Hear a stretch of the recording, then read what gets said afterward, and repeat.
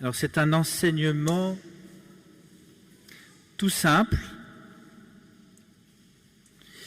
qui veut être utile pour au moins deux motifs. Le premier motif, bien c'est pour nous-mêmes, c'est-à-dire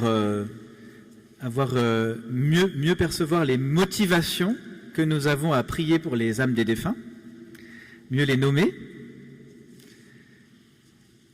peut-être en découvrir aussi quelques-unes. Et puis la deuxième raison, c'est afin d'être des missionnaires de la prière pour le repos des âmes des défunts. Parce que nous avons besoin de rendre raison de notre foi, et quand il y a une petite conférence, ça nous aide à mieux rendre compte, à mieux expliquer, parce que la prière pour les défunts, c'est pas toujours très connu, et parfois même pas très encouragé. On découvre à certains endroits, et par expérience, qu'une certaine superstition a remplacé la prière pour les défunts. On parle aux morts, on sent leur présence dans la maison. Donc, ça peut être une stimulation à mieux se former pour mieux annoncer aussi l'Évangile et la foi de l'Église. Alors, la première motivation, c'est quelles sont nos motivations pour prier? Je vous pose la question. Comme j'ai fait un petit sondage hier dans le car, on avait le temps depuis Lyon, c'est long, hein, et j'ai fait un petit sondage. Pourquoi est-ce qu'on prie pour les défunts? Alors, ça vaut le coup de se trouver quelques motifs. Alors, on m'a dit beaucoup de choses que vous allez retrouver justement dans l'enseignement d'aujourd'hui. Et j'ai entendu un mot très important, c'était le mot soulager. Il y avait le mot soulager. C'est revenu très souvent. Soulager les âmes. Je vous dis juste ce que j'ai entendu. Hein. J'ai aussi entendu par amour, par communion, pour garder un lien, pour montrer qu'on est présent, qu'on ne les a pas oubliés. Alors, je me suis dit, ça a besoin un petit peu d'être étoffé et puis repris. Alors, il y a sans doute parmi nous des gens qui sont des professionnels de la prière pour les défunts, qui sont extrêmement bien formés. Et je m'adresse aussi à eux, mais je me suis aperçu qu'en fait, beaucoup d'entre nous n'étaient pas encore assez aguerris.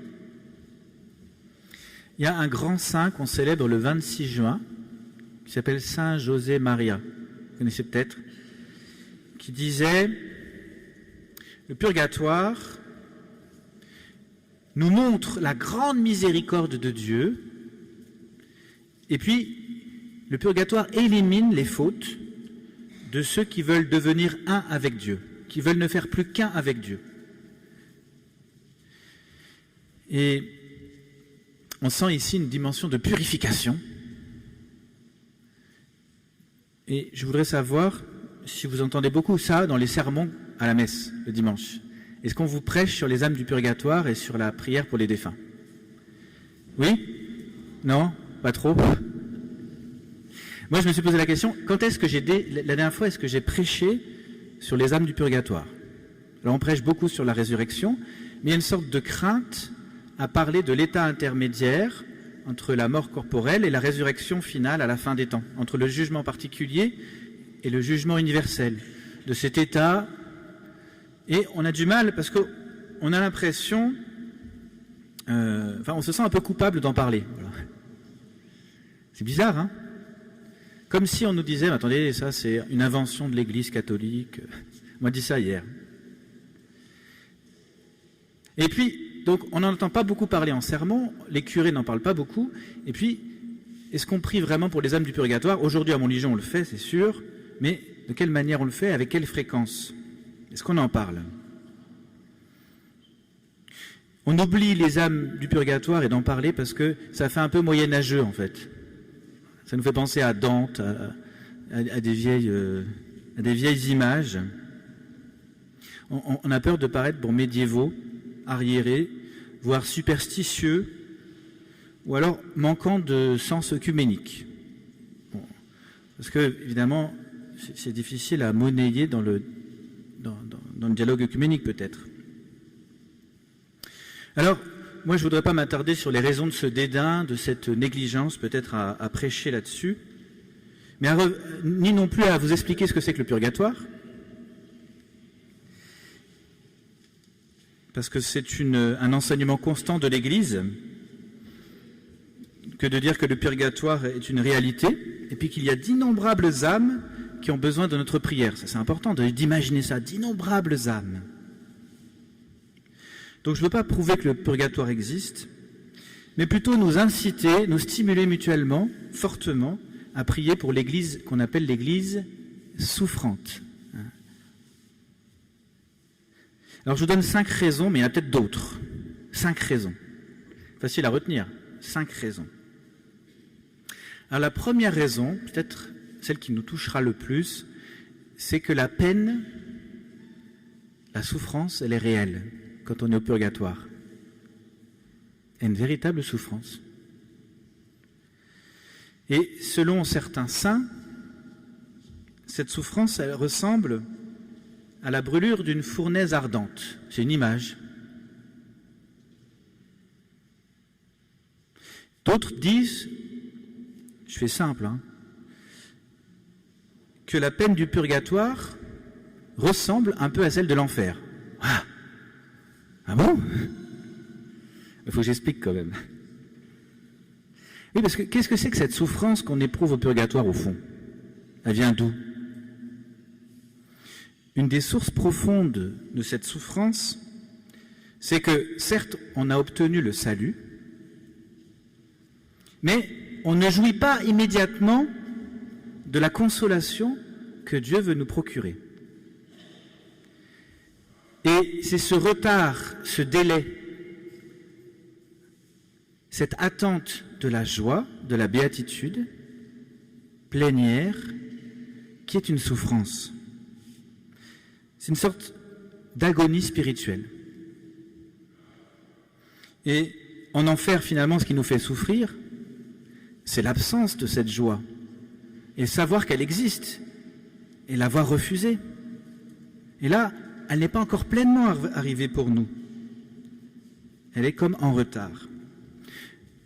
Il y a un grand saint qu'on aime beaucoup, qui est un grand théologien, un docteur, qui s'appelle saint Thomas d'Aquin, qui a beaucoup parlé du désir du bonheur.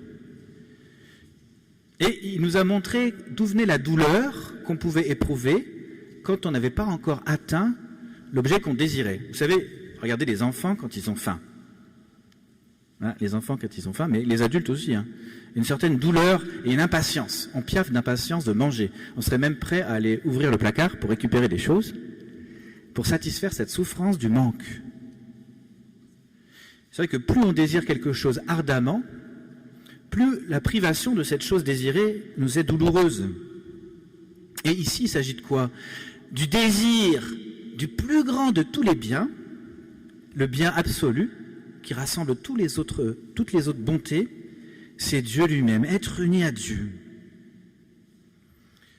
Et vous savez, quand on meurt, qu'est-ce qui se passe? L'âme se sépare du corps. Et tout ce dont l'âme jouissait, elle en jouissait à travers son corps sur terre. Parce que on ne peut jouir que de ce qu'on éprouve, et ce que l'on éprouve, on l'éprouve grâce à notre corps. Même dans les joies les plus spirituelles, finalement, regardez à la messe, ça passe aussi par notre corps, ce qu'on entend, ce qu'on voit, ce qu'on a appris, ce qu'on touche, ce qu'on sent. Là, l'âme qui est faite pour être unie à son corps, c'est normalement, on ne peut pas les diviser.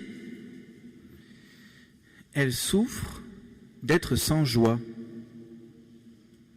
Et elle souffre d'autant plus qu'elle n'est plus entravée par le poids du corps, donc elle est dans une légèreté qui la rend tellement sensible et elle n'est plus engluée dans ce corps-là. Et elle souffre aussi parce qu'il ne devrait plus y avoir d'obstacle entre le bien, le bonheur dont elle doit jouir et elle. Alors c'est une grande souffrance de ne pas atteindre ce qu'on désire et pas atteindre le bien absolu qu'est l'union à Dieu, de voir Dieu. de jouir de Dieu. Donc les âmes du purgatoire, elles souffrent, oui. Elles parcourent un chemin qui existe vraiment, qui a une certaine notion du temps, qui se déroule et qui est douloureux. C'est un chemin que nous ne pouvons pas comprendre, que nous ne pouvons pas percevoir pleinement. Mais nous savons, c'est ça notre motivation d'être là, c'est que nous avons la possibilité de les aider, ou comme on dit chez nous, de les y aider, de les y aider. Comment ? Par notre prière et par nos actes. On a tant de manières d'aider ceux qui souffrent et qui ne peuvent plus par eux-mêmes s'extirper de cette souffrance. Le catéchisme que vous avez déjà lu, je pense, et quelques passages sur le purgatoire, nous dit ceci, pour vous dire que j'invente rien. Hein. Ceux qui meurent dans la grâce et l'amitié de Dieu, mais qui sont imparfaitement purifiés sur terre, ils sont assurés du salut éternel, mais, bien qu'assurés du salut éternel, ils souffrent, c'est le mot qui est utilisé, ils souffrent, après leur mort, une purification. L'âme a besoin de se purifier, d'être transfigurée par l'amour de Dieu, et ça prend du temps, et ça passe par le feu de l'amour, afin d'obtenir la sainteté nécessaire pour entrer dans la joie du ciel. Alors voilà, on le sait, les âmes des défunts parfaitement purifiées, même si elles sont sauvées, vivent un temps de purification qui est une souffrance. Donc la peine est réelle. Et on attend le soulagement. C'est quand même important de se redire ça de temps en temps, je me le dis pour moi-même, dans ma motivation pour prier pour les âmes des défunts quand même. Nous, les prêtres, on nous confie sans cesse de prier pour les âmes des défunts, mais de savoir exactement ce qu'on fait, et que c'est pas juste je donne une offrande, j'en reçois une, et puis je célèbre la messe, mais c'est vraiment je les porte dans la prière. Et le numéro suivant, donc ça c'était le numéro 1030, et ça c'est le numéro 1031, si vous voulez noter, du catéchisme, dit « L'Église appelle purgatoire », et oui, le mot est important, même si parfois il n'est pas trop à la mode, en fait c'est un mot qui est parti en langage théologique, comme le mot « âme », dont on ne peut pas se passer si facilement. L'Église appelle purgatoire cette purification finale des élus qui est tout à fait distincte du châtiment des damnés. La tradition de l'Église, faisant référence à certains textes de l'Écriture, parle d'un feu purificateur. Voilà, c'est évocateur, un feu purificateur, même si pour nous c'est une image, mais c'est une réalité, même si on a du mal à la saisir et à la comprendre. Donc la première motivation, c'est que la peine est réelle. Numéro 1, la peine est réelle. Voilà, ça c'était la première. La deuxième motivation, c'est quoi? Alors vous pouvez l'imaginer vous-même, essayer de deviner. Ce sont nos proches. Bah oui, on prie pour qui? On prie pour ma bonne maman, mais on prie pour chacun pour des membres de notre famille en fait. Des gens de notre sang. Un grand-père, une grand-mère, je sais pas, des parents, des frères, des sœurs, peut-être un enfant pour certains, des amis, qui sont morts, et puis qui sont sans doute au purgatoire. Peut-être même ma grand-mère. Ils sont sans doute au purgatoire. Alors pourquoi on prie pour eux? Par amour. C'est par amour. Par reconnaissance, par dette fraternelle, filiale. La dette de l'amour fraternel, c'est une responsabilité que nous avons, surtout si nous avons reçu quelque chose d'eux, le sang, la vie, l'éducation, la foi, et même si nous n'avons pas reçu tout ça, mais que nous avons des liens avec eux, déjà prions pour nos proches. Et puis, même si nous n'avons pas de proches qui sont décédés, les âmes du purgatoire, quelles qu'elles soient, même les plus délaissées, ici on prie pour les plus délaissés, celles pour qui personne ne prie, elles sont toujours nos frères et sœurs spirituels. Et oui, c'est la dimension de la communion des saints. Nous sommes liés les uns les autres, bien plus que par le sang, par le baptême. Ce sont des vraies relations familiales. On est en famille avec les âmes du purgatoire. Et ces relations familiales devraient nous stimuler à agir en leur nom. Ce sont nos proches. Ils sont de notre famille. Donc, ils souffrent vraiment, leur peine est réelle. Et ce sont nos proches, ils sont de notre famille. Deux motivations très importantes. Très importantes. Troisième motivation. Alors, je ne sais pas si on y avait pensé. On peut espérer autrement, mais on ira probablement au purgatoire. Je ne sais pas si vous y aviez pensé. Vous y avez pensé? Moi, j'avoue que non, pas trop. Si vous y pensez. Mais en fait, vu qu'on n'en parle jamais, on n'y pense pas trop. On prêche beaucoup sur le ciel parce qu'il faut donner envie d'y aller, mais c'est sûr. Je ne sais pas si on doit donner envie d'aller au purgatoire. Mais de fait, il y a des probabilités qu'on aille au purgatoire. Parce que si on est un peu honnête, si on se regarde un peu dans la glace, si on regarde notre cœur dans la glace, notre vie, est-ce que nous sommes assez saints pour passer directement au ciel? Pas sûr, hein. Alors, c'est sûr que les saints s'ignorent. Il y en a sans doute qui vont directement au ciel, qui ont été purifiés totalement de tout ce qui les retenait, de tout ce qui les empêchait d'entrer pleinement et immédiatement dans la gloire. Mais peut-être pas beaucoup, en fait. Hein. Et peut-être que nous... alors, il faut, bien sûr, par la grâce de Dieu, notre coopération, on essaye de vivre la sainteté, mais c'est mystérieux, ça. Hein. C'est difficile de savoir comment... Enfin, en tout cas, il y a des chances, enfin des chances, et probablement, nous irons au purgatoire, la plupart d'entre nous feront l'expérience du feu purificateur, de cette souffrance purificatrice du temps du purgatoire. Et puis, imaginons que nous souffrions intensément. Qu'est-ce que nous souhaiterions? Ça me fait penser à Lazare et Abraham, là. Qu'est-ce que nous souhaiterions si nous souffrions intensément? Bien, on souhaiterait bien être soulagé quand même, que quelqu'un vienne pour nous aider à vivre cette souffrance et à la quitter.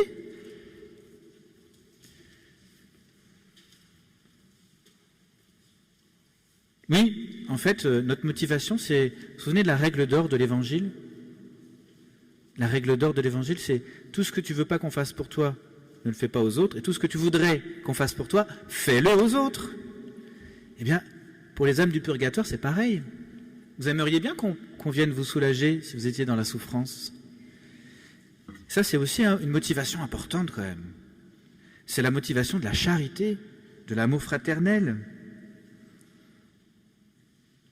Peut-être que parmi nous, il y en a qui ne sont pas convaincus de prier pour les âmes du purgatoire. Peut-être que ça reste très, très intellectuel et que ce n'est pas encore descendu dans les tripes. Mais on peut se dire on peut se rappeler, peut-être si on est dans ce cas-là, que si nous étions à leur place, nous aimerions bien qu'on prie pour nous, tout simplement. Alors, on peut le faire, hein, prier pour elles. Donc, 1, la peine est réelle. 2, ce sont nos proches. 3, on ira probablement là.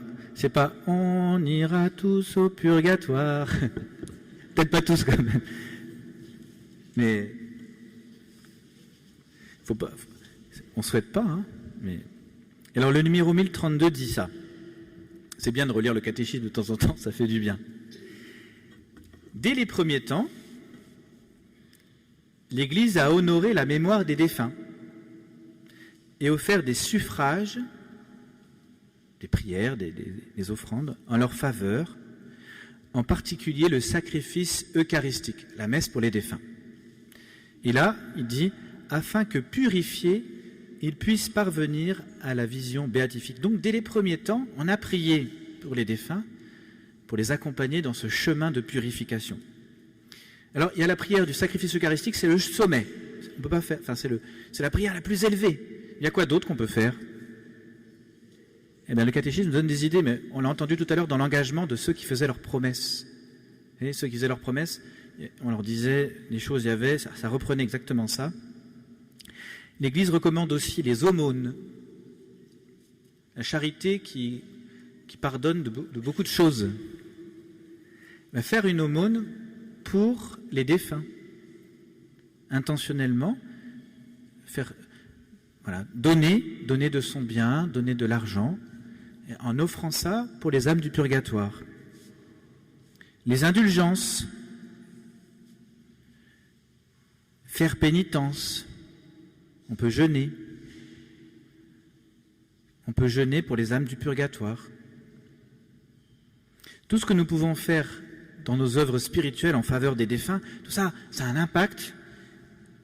Et c'est la règle d'or de l'Évangile. Voilà, ça les soulage, je veux le faire. Je trouve une motivation dans ma charité. Et aussi parce que moi, j'aimerais bien qu'un jour on me le fasse. Un peu intéressé, hein.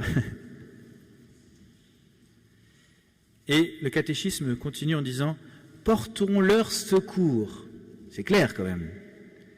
Et faisons leur commémoraison. Souvenons-nous d'eux dans nos prières, en particulier à la messe. Si les fils de Job ont été purifiés par le sacrifice de leur Père, pourquoi douterions-nous que nos offrandes pour les morts leur apportent quelque consolation? Pourquoi est-ce que nous douterions de ce que nos actes de miséricorde et d'ascèse ont un impact sur eux? Elle leur apporte de la consolation. Il faut être sûr de ça. Il faut cultiver cette certitude profonde. Alors n'hésitons pas à porter secours à ceux qui sont partis et à offrir notre prière pour eux. Et c'est une citation, tout ça, de Saint Jean Chrysostome, cité par le catéchisme de l'Église catholique. N'hésitons pas à leur porter secours. Voilà qui nous motive profondément. Et voilà aussi qui est un argument qu'on peut présenter aux autres. On peut leur annoncer ça. Alors, je redis toujours mes points. La peine est réelle, la souffrance est réelle. Ce sont nos proches. Et puis, nous irons probablement là-bas, au purgatoire. Le quatrième point, c'est quoi? C'est beau. Quatrième point, eh bien, ça va vous réjouir. Ça nous réjouira de prier pour les âmes du purgatoire. Ça apporte de la joie. Parce que ce n'est pas sans récompense, sans retour. Imaginez-vous un peu au ciel. Une fois que nous aurons passé par le temps du purgatoire, si nous y passons par ce temps-là, quand nous allons entrer dans la vision béatifique. Finalement, il y a une certaine solitude dans le purgatoire, où on est privé des consolations, non seulement de la présence béatifiante de Dieu, mais aussi des saints. Et imaginez-vous la joie, alors c'est peut-être peut-être que c'est une imagination, une projection que je fais, mais imaginez la joie de les rencontrer, tous ceux pour qui vous aurez prié, cette foule immense, dans la communion des saints. Et les gens vous diront « Ah, tu as prié pour moi. C'était moi l'âme du purgatoire la plus délaissée. Et je te remercie. »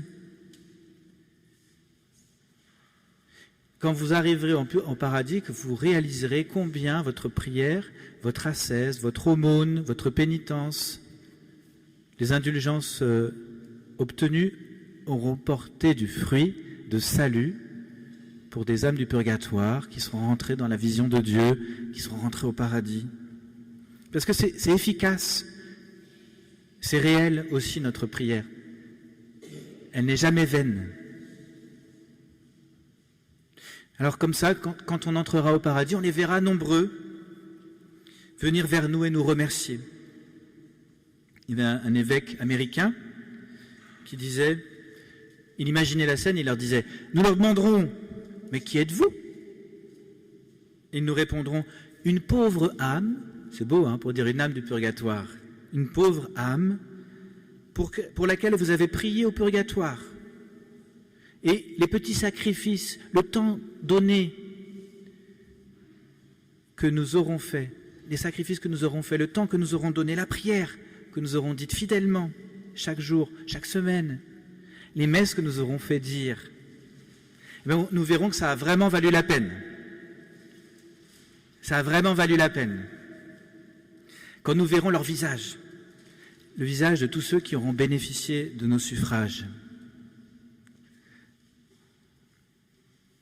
Oui, ça nous réjouira et ça nous réjouit déjà dans la foi. Ça nous réjouit déjà dans la foi. Et peut-être que ceux qui sont...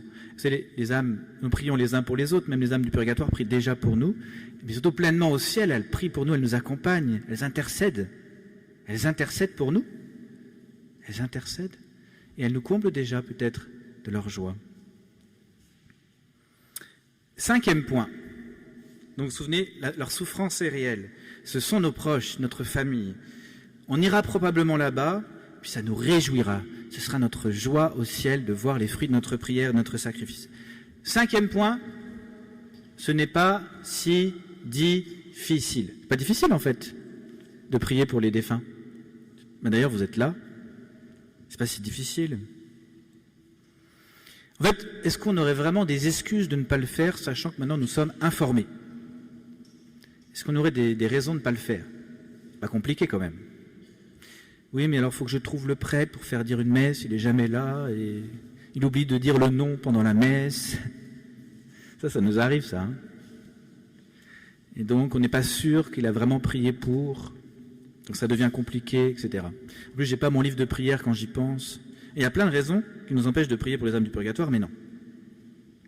En fait, c'est aussi simple que la plus brève des prières, qu'on peut dire qu'il repose dans la paix. Qu'il repose dans la paix, tout simplement. Prends pitié des âmes des fidèles défunts. Par ta miséricorde, Seigneur, accueille-les. Donne-leur la lumière. Accueille-les dans ton paradis. Toutes les prières que vous pouvez inventer, puis même les prières de l'Église. Par exemple, je ne sais pas si vous faites le bénédicité ou l'action de grâce avant ou après la messe, mais on peut rajouter, après le bénédicité, par exemple, « Bénis-nous, Seigneur, bénis les biens que tu nous donnes, et que par la miséricorde de Dieu, les âmes des fidèles défunts reposent en paix. » Je ne sais pas si vous le faites, mais c'est l'occasion, s'il y a 3 repas, 3 prières, hop, on prie pour les âmes des défunts. Alors, ce n'est pas seulement une formule, évidemment, il faut y mettre son cœur, mais au moins la fidélité de la répétition, eh bien, c'est déjà quelque chose de formidable. Hein. Des petites prières qu'on peut faire quotidiennement. On peut choisir un horaire, un créneau, on peut choisir un moment. Si on dit l'Angélus, eh bien, on peut l'associer à l'Angélus. Alors, il y a 2 manières qui sont assez...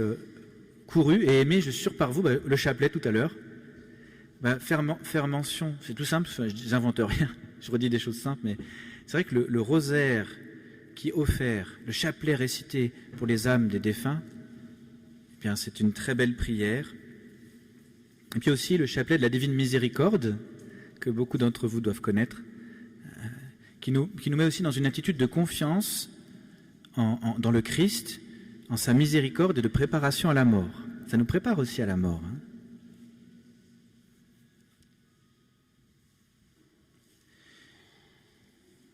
Le chapelet de la Divine Miséricorde, c'est plus rapide que le rosaire. C'est pas mal. Que le chapelet. C'est très rapide. Ça, c'est pratique. Hein. Donc si on n'arrive pas à dire son chapelet, on peut peut-être dire le chapelet de la Divine Miséricorde.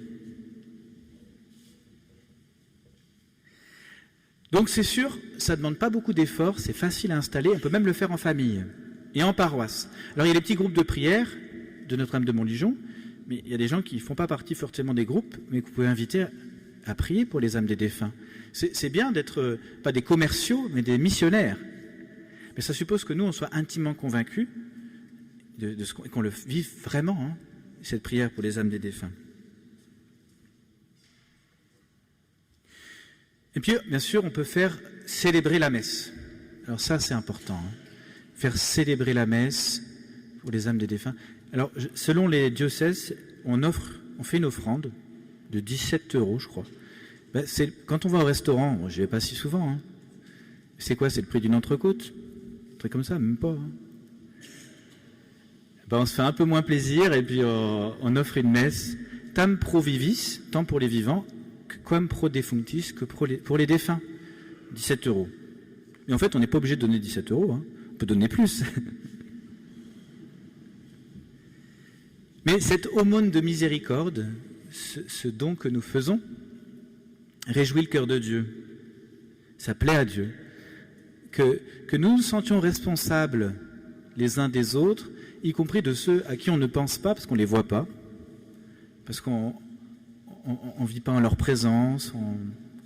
Alors c'est sûr qu'on se souvient, parce qu'on a la souffrance du deuil, qu'on a du mal à passer, donc on se souvient. Mais et les autres, hein. Donc il faut cultiver cette attitude intérieure de prière pour les âmes des défunts. Alors justement, la conclusion c'est ça. Je suis dans les temps, c'est bon. Maintenant, prions. Prions. La miséricorde, le temps du purgatoire, c'est rien d'autre que faire l'expérience de la miséricorde brûlante et purifiante de Dieu. C'est un amour tellement fort, un feu tellement fort, qui consume par son intensité tous nos défauts, toutes nos fautes, toutes les peines, tout ce qui reste, ce qu'on n'a pas pu, tout ce dont on n'a pas pu nous débarrasser, se débarrasser. Même si ça peut nous paraître un peu étrange, d'imaginer l'amour et la miséricorde comme un feu purificateur qui fait souffrir. C'est vrai qu'on a du mal à imaginer que l'amour de Dieu, ça puisse occasionner une souffrance. Mais ce qui fait souffrir, c'est la guérison. C'est le détachement de tout ce qui nous empêche d'aller au ciel, toutes nos lourdeurs qui nous rattachent à la terre. Pourtant, voilà, c'est bien la réalité du purgatoire. Alors nous avons le pouvoir d'aider nos amis qui souffrent, de les soulager. C'est un bel acte de miséricorde, un acte d'amour désintéressé. Et si le sacrifice que ça exige de nous est tout petit, ça rapporte gros. Très important, c'est beaucoup mieux que le loto. Ça rapporte gros parce que c'est l'échange incroyable de l'amour de Dieu, créateur, recréateur, vivificateur, enfin... Alors aujourd'hui, vous êtes en pèlerinage, nous sommes en pèlerinage, des pèlerins, auprès de Notre-Dame de Montligeon. On prie pour les âmes des fidèles défunts, dans cette basilique qui est consacrée à cela. Alors renouvelons, et pas seulement ceux qui ont fait leur promesse de le faire chaque jour de leur vie, renouvelons notre engagement à prier pour nos frères et sœurs qui souffrent dans l'amour purifiant de Dieu. Et puis on peut apprendre cette petite formule latine, que vous connaissez sans doute. Requiem aeternam dona eis Domine, et lux perpetua luceat eis, requiescant in pace. Amen.